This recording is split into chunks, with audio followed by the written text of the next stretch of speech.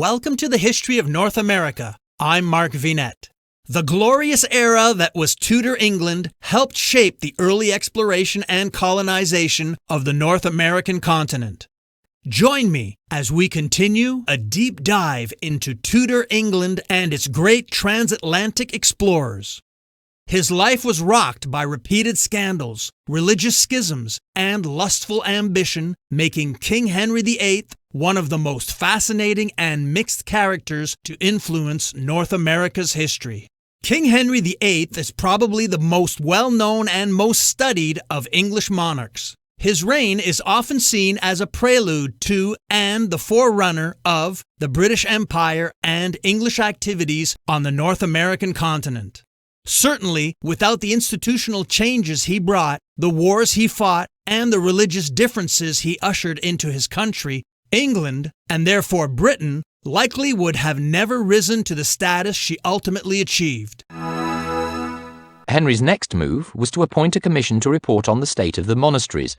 Cromwell had long believed that the monasteries were too powerful and were likely to lead any pro-Roman resistance to change. Following the report, Parliament legislated in 1536 for the suppression of all small monasteries on grounds that they were uneconomic, and on the strength of this, dissolved all remaining monasteries in 1539. This caused considerable anguish throughout England, but especially in the north, where there was a rebellion known as the Pilgrimage of Grace. This rebellion was not just about the monasteries. Dissatisfaction had been fermenting for some time, and the acts of dissolution were the final spark.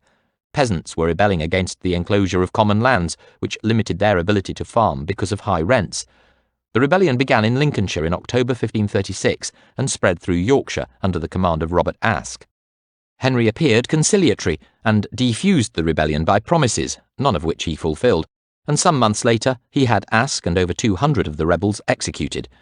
This punishment was a salutary lesson to all, and Cromwell's commissioners met little resistance as they moved from county to county, closing the monasteries. The last to fall was Waltham Abbey in Essex in March 1540. Although the Crown benefited considerably from the closure of the monasteries, since most of the profits arising passed to Henry, who was always desperate for money for his foreign exploits, the ultimate beneficiaries were the local landed gentry, who, once the monastery was closed and ransacked, acquired most of the land and remaining properties. It was the greatest shift in land ownership since the Norman conquest. Henry's early delight over Anne Boleyn's pregnancy soon faded when she gave birth to a girl, the future Elizabeth I. This was followed by 2 stillborn children. A 4th child was miscarried following a fall Henry had from a horse in January 1536, which left him unconscious, and the shock brought on Anne's labour. Henry recovered, though the injury led to complications in his later years with a severely ulcerated leg. By now, Henry had lost all interest in Anne. He even maintained he had been seduced by witchcraft. As a sign of this, Catholics later ascribed to Anne a shrivelled 6th finger. He readily believed charges of her infidelity and adultery, and she was arrested, tried, and found guilty of treason, and executed on the 19th of May 1536. Just 2 days before, Archbishop Cranmer declared Anne's marriage to Henry null and void, probably on the rather tenuous grounds that Henry had formerly had a relationship with her sister Mary. During the previous 2 years, Henry had become besotted with one of Anne's ladies-in-waiting, Jane Seymour, a not especially attractive lady, but one who beguiled Henry with her coquettish ways. They were married 11 days after Anne's execution, and the marriage was a happy one, albeit brief. Jane was never crowned queen because an outbreak of plague in London delayed the coronation, and then Jane became pregnant. Henry was overjoyed when Jane gave birth to a boy, the future Edward VI, but Jane was seriously weakened by the birth and died 12 days later in the midst of Henry's celebrations. Because she had given him a son and heir, Jane remained the favourite of Henry's wives, and after his death he was laid beside her in St. George's Chapel, Windsor. For his next wife, Henry looked to Europe. Because of the papal bull isolating him, Henry was fearful that the French, the Habsburgs or both, would invade England and depose him. As a consequence, Henry sought a political marriage with Germany and, through the advice of Thomas Cromwell, settled on Anne, the sister of the Duke of Cleves in Germany. Although Henry admired her portrait, he was horrified when he first met Anne in January 1540, but by then marriage arrangements had proceeded too far. Henry feared the backlash if he withdrew. Although they were wed on the 6th of January, the marriage was never consummated, and both parties readily agreed to a divorce, which went through 7 months later. Henry was generous to Anne because of her compliance, and the two remained good friends. Unfortunately for Henry, his next marriage, which was almost on the rebound, was to the beautiful teenage Catherine Howard, a cousin of Anne Boleyn's. He and Catherine were married within 3 weeks of the divorce, and Henry delighted in his young bride, who seemed to put the spring back in his step, even though by now he was becoming grossly fat and aging fast.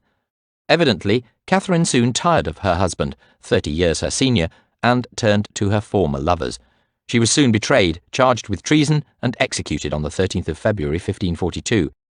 Henry had at first refused to believe the charges and never quite recovered from her loss.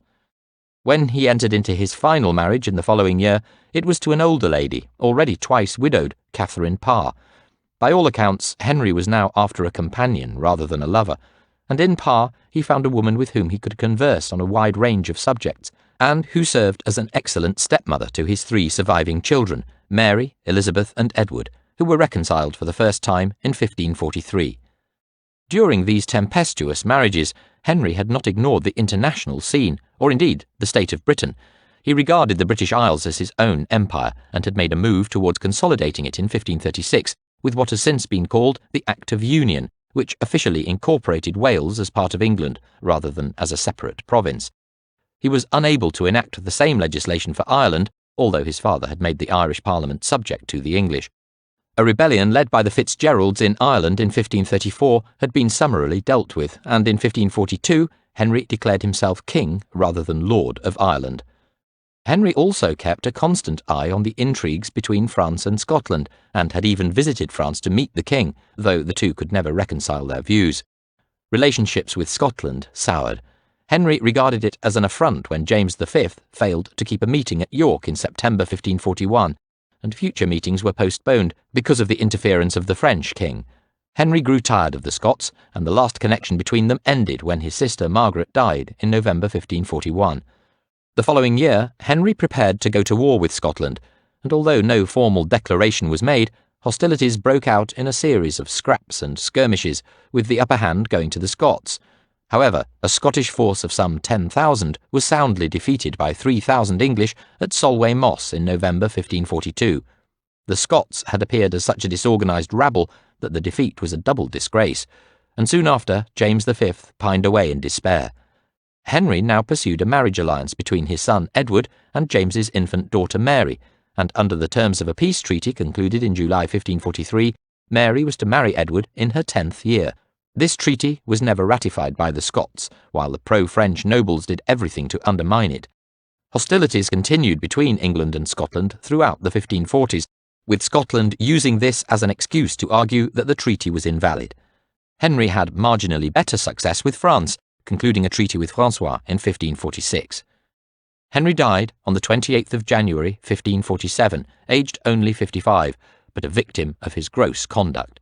Despite the major reforms that he had made, he was not a great initiator, relying instead on such great men as Wolsey and Cromwell, whom he cast aside when no longer needed. At times, he ruled like a despot, engineering everything to his own ends. Yet he could wield that power without it destroying him, and it is true to say that no other English king could have undertaken such reforms and succeeded. It was through Henry, the first king to be referred to as His Majesty, that the modern English state was created. Henry VIII ruled the 22nd of April 1509 to the 28th of January 1547, crowned Westminster Abbey the 24th of June 1509. Titles: King of England and, from 1542, of Ireland, Duke of York from 1494, Duke of Cornwall from 1502, Prince of Wales and Earl of Chester from 1504. Born Greenwich Palace, Kent, the 28th of June 1491. Died Whitehall Palace, London, the 28th of January 1547, aged 55. Buried Windsor Castle. Married: 1. The 11th of June 1509 at Greenwich Palace, Catherine, 1485 to 1536, daughter of Ferdinand II, King of Aragon. Marriage annulled the 23rd of May 1533. 6 children. 2. The 25th of January 1533 at York Palace, renamed Whitehall Palace, London. Anne, circa 1500 to 1536, daughter of Thomas Boleyn, Earl of Wiltshire. Marriage declared invalid the 17th of May 1536. 3 children. 3. The 30th of May, 1536, at Whitehall Palace, London, Jane, circa 1508 to 1537, daughter of Sir John Seymour, died in childbirth. 1 son. 4. The 6th of January, 1540, at Greenwich Palace, Anne, 1515 to 1557, daughter of Johann, Duke of Cleves, marriage annulled, the 9th of July, 1540, no children. 5. The 28th of July, 1540, at Oatlands Palace, Surrey, Catherine, circa 1520 to 1542, daughter of Lord Edmund Howard, executed the 13th of February, 1542, no children.